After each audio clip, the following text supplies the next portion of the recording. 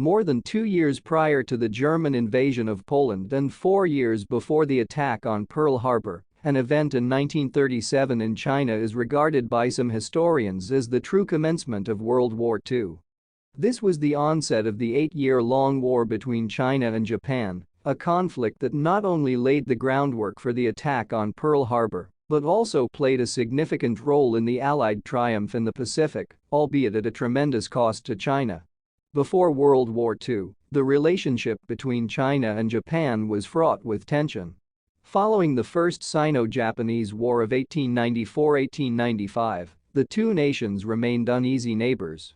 During this time, China was embroiled in a civil war, with Chiang Kai-shek's Nationalist Party and Mao Zedong's Communist forces vying for control. Seizing the opportunity presented by China's internal strife, the Imperial Japanese Army invaded Manchuria, a resource-abundant region in northeast China, in 1931, establishing a puppet government there. Japan's imperial ambitions led to further incursions into northern China in the subsequent years. The nationalist government, at the time, perceived Mao's communists as the more pressing threat. It wasn't until December 1936, after communist generals detained Chiang Kai-shek for 2 weeks, that he grudgingly formed a fragile alliance with the communists against Japan. The situation escalated on July 7, 1937, near a stone bridge named after the 13th-century Venetian explorer Marco Polo, located about 10 miles southwest of Beijing. Here, Japanese soldiers were engaged in nighttime training exercises. An incident occurred when Private Shimura Kikujiro, after taking an unplanned bathroom break, got lost in the dark and failed to return to base. When Chinese guards barred the Japanese from entering the nearby town of Wamping to search for Shimura, the situation quickly turned hostile. This confrontation, known as the Marco Polo Bridge incident, sparked the Second Sino-Japanese War. This conflict would eventually intertwine with the broader global conflict of World War II, significantly shaping the course of the war in the Pacific region. Within weeks, the technologically superior Japanese forces seized Beijing. They captured the commercial hub of Shanghai in November 1937, but the fierce battle it required made it clear that China intended to mount a resolute defense. The Imperial Japanese Army responded to the Chinese resistance with increasingly brutal atrocities, the most notorious of which occurred after it entered the Chinese nationalist capital of Nanjing, or Nanking, in December 1937. Over a 6-week span, the Japanese military massacred between 200,000 and 300,000 soldiers and civilians and sexually assaulted tens of thousands of women. As Japan pressed south and west in 1938, a Chinese defeat seemed inevitable. They have no allies, they have no arms, and they have retreated to the interior of China, says Rana Mitter, author of Forgotten Ally. China's World War II, 1937-1945.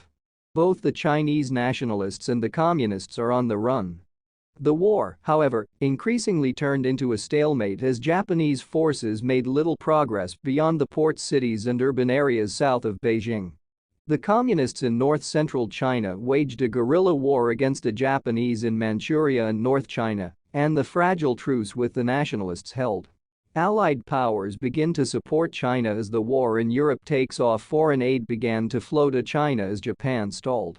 Soviet dictator Joseph Stalin saw a victorious Japan as such a threat to the USSR that he supplied arms to the Chinese nationalists, despite their battles with the communists. In 1940 and 1941, U.S. President Franklin D. Roosevelt extended credits to China to purchase military supplies and included the country in the Lend-Lease program. In August 1941, the United States further hampered Japan's ability to fight in China by halting its trade of aircraft, oil and scrap metal, an embargo that was among the reasons why Japan attacked Pearl Harbor. Had China surrendered in 1938 as expected, World War II's entire trajectory would have changed, according to Mitter. The escalation that Japan had to go through in the following years because of Chinese resistance would never have happened. That means no Pearl Harbor, because without the escalation of Japanese attacks on China, you don't get the desperate hunger for resources that leads ultimately to the oil embargo and President Roosevelt's decisions in 1940 and 1941. And if you don't have Pearl Harbor, You don't have an Asian war that can then be joined with the European War. Following the entry of the United States and the United Kingdom into the war against Japan after the Pearl Harbor attack, support for China significantly increased. This support included a substantial influx of equipment, funding, and military advisors. President Franklin D. Roosevelt recognized China's importance in the global landscape, regarding it as one of the world's four policemen, alongside the Americans, British, and Soviets, and a key pillar in the post-war world order. China served as a strategic location for American bombers to launch strikes against Japanese targets, even as the bulk of the ground war burden remained with the Chinese. The Allied focus was primarily on Europe at this time. Confronting a broader conflict, the Japanese army found itself entrenched in China, with a considerable portion of its forces, including 38 of its 51 infantry divisions, committed to the Chinese front, as noted by Ron Emitter.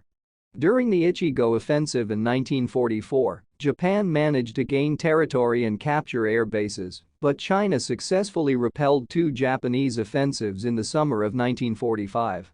Japan's defeat was hastened by the Soviet Union's entry into the war, overwhelming Japanese positions in Manchuria, and the United States dropping of atomic bombs on Hiroshima and Nagasaki, leading to Japan's surrender. The aftermath of World War II in China was marked by immense devastation. Historians estimate that the war caused around 100 million Chinese, about one-sixth of the population, to become refugees within their own country. China's death toll from the war was surpassed only by the Soviet Union's. Mitter mentions that reliable figures place the Chinese death toll between 12 and 20 million, including hundreds of thousands who died from drowning, disease, and starvation. These fatalities were exacerbated by actions such as the Nationalist Army's breaching of the Yellow River dikes in 1938 to halt the Japanese, and the seizure of peasant grain during a famine in Henan province in 1942 and 1943. However, Japan's surrender did not bring an end to conflict within China. The country plunged back into civil war, which culminated in Mao Zedong's communist revolution overthrowing Chiang Kai-shek's nationalist government in 1949. This shift in power transformed the relationship between China and the United States from allies to adversaries, leading to the fading of public memory in both the West and China regarding China's role as an allied member. Mitter observes, after Mao and the communists seized power in 1949, any positive mention of the Chiang Kai-shek regime became virtually unacceptable in mainland China. During the height of the Cold War, both Western countries and China had compelling reasons to avoid revisiting this history. As a result, for over a quarter of a century, this part of World War II history remained largely obscured in historiography.